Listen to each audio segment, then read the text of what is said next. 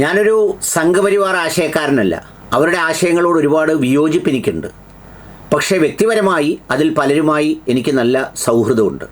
വ്യക്തിപരമായി പലരും ഈ എൻ്റെ സമുദായത്തിലും അല്ലെങ്കിൽ എന്നോടൊപ്പം ഉണ്ടെന്ന് വിശ്വസിക്കുന്ന സംഘടനകളിലുമുള്ളവർ ചെയ്തതിൻ്റെ 1/4 പോലും എന്നെ ഉപദ്രവിച്ചിട്ടില്ലാത്ത പലരും ആ കൂട്ടത്തിലുണ്ട്.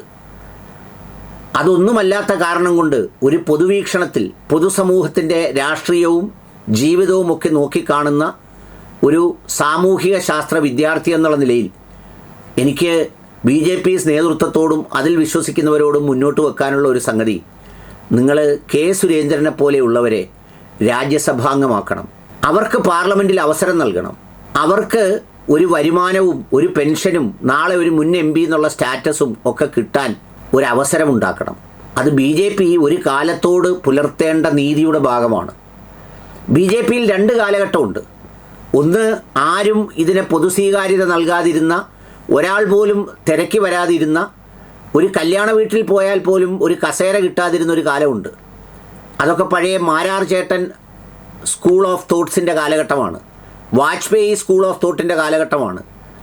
അന്ന് ഈ പ്രസ്ഥാനം കൊണ്ട് നടന്ന നമ്മൾ കേൾക്കുന്ന പേരുകളിൽ ചിലതാണ് ഈ MD രമേശ്, N കൃഷ്ണദാസ്, പിന്നെ അതുപോലെ തന്നെ AN രാധാകൃഷ്ണൻ, K സുരേന്ദ്രൻ, ഇങ്ങനെയൊക്കെയുള്ള പേരുകൾ. അവർ ഞാൻ പറഞ്ഞതുപോലെ ഒരു കാലത്ത് എല്ലാവരും തിരസ്കരിച്ചപ്പോൾ 10 രൂപ പോലും ആരും ഒരു ശുപാർശയ്ക്കും വേണ്ടി നൽകാതെ ആരും അന്വേഷിച്ച് വരാതിരുന്ന കാലത്ത് ഈ പ്രത്യയശാസ്ത്രവും കൊണ്ട് നടന്നവരാണ്. പക്ഷേ നരേന്ദ്രമോദിജിയുടെ കാലഘട്ടം വന്ന് അധികാരപ്രതാപം വല്ലാതെ ശക്തിയോടെ രംഗത്ത് വന്നപ്പോൾ ഇതിനുള്ളിലേക്ക് ചാടിക്കയറിയ കുറേ ആളുകളുണ്ട്. ഈ PSC ചെയർമാൻ സ്ഥാനത്ത് നിന്ന് വന്ന രാധാകൃഷ്ണനെ പോലെ, PC ജോർജിനെയും മകനെയും പോലെ, പിന്നെ അതുപോലെ തന്നെ ഇപ്പോൾ വിട്ടിട്ട് പോയ ദേവനെ പോലെ, പണ്ട് വിട്ടിട്ട് പോയ കൊല്ലം തുളസിയെപ്പോലെ ഒക്കെ അടങ്ങുന്ന ഒരു കൂട്ടം ആളുകൾ ഇതിലേക്ക് വന്നിട്ടുണ്ട്. കൃഷ്ണകുമാറിനെ പോലെ ഒക്കെയുള്ള ആളുകൾ. അവരൊക്കെ പണ്ട് ഞങ്ങൾ ഈ ആശയങ്ങളൊക്കെ ഉള്ളവരായിരുന്നു എന്ന് പറഞ്ഞ് അന്ന് അധികാരമുള്ളവരോടൊപ്പം അതിൻ്റെ ഓരം പറ്റി നടന്നവരാണ്. ഇവരങ്ങനെയല്ല. ഇപ്പോൾ എല്ലാവരും സുരേന്ദ്രണ്ണനെ ദേശീയ സെക്രട്ടറി ആക്കി എന്ന് പറയുന്ന വാർത്തകളുടെ ആശംസകൾ ഇടുന്നത് കണ്ടപ്പോൾ എനിക്ക് മറ്റൊരു വികാരമാണ് തോന്നിയത്.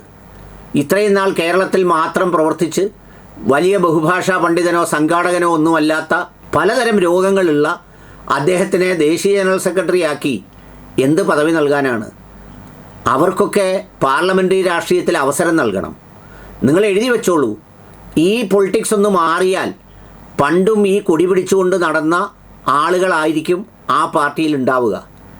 ഈ ഒഴുകി വന്ന വെള്ളം മുഴുവൻ വീണ്ടും ഒഴുകി അടുത്ത കുഴിയുള്ള സ്ഥലത്തേക്ക് പോകും. കാരണം അവർക്ക് അവിടെ നിന്നും തണുപ്പ് വേണം, മുങ്ങിത്തപ്പണം, എന്തെങ്കിലുമൊക്കെ കിട്ടണം. അത്രയുള്ള അവരുടെ ലക്ഷ്യം. അതുകൊണ്ട് ഞാൻ ഈ നേരത്തെ പറഞ്ഞതുപോലെ പണ്ട് കാലം മുതലേ ഈ പ്രത്യയശാസ്ത്രവും കൊണ്ട് നടക്കുന്നവർക്ക് ഏതെങ്കിലും തരത്തിലൊക്കെയുള്ള അവസരങ്ങൾ നൽകണം എന്നുള്ളതാണ് എൻ്റെ അഭ്യർത്ഥന. നിങ്ങൾ ഈ പറഞ്ഞ പോലെ ഇനി ആരും ഇതിൻ്റെ അടിക്ക് വന്ന് നിനക്കെന്തോ കാര്യം, ഞങ്ങളുടെ പാർട്ടിയിലെ കാര്യം, അങ്ങനെ ആരുടെയും കാര്യമൊന്നുമില്ല. ഇതെല്ലാം പൊതുകാര്യങ്ങളാണ്, ഇതെല്ലാം പൊതു രാഷ്ട്രീയമാണ്. ഏത് രാഷ്ട്രീയ പ്രസ്ഥാനത്തിലും അങ്ങനെ വേണം എന്നുള്ള അഭിപ്രായക്കാരനാണ്. അതിൻ്റെ കൊടിയും പിടിച്ച് അതിനുവേണ്ടി കഷ്ടപ്പെട്ട് നടക്കുന്ന ആളുകളെ ഇപ്പോൾ കേരളത്തിൽ എന്നാൽ ചോദിക്കുക, അവരെന്താ അസംബ്ലി ജയിക്കാത്ത അവരുടെ കുറ്റം കൊണ്ട് മാത്രമല്ല, കേരളത്തിലെ പൊളിറ്റിക്സ് അതിന് പാകപ്പെട്ടിട്ടില്ല, ആ രൂപത്തിലേക്ക് വന്നിട്ടില്ല.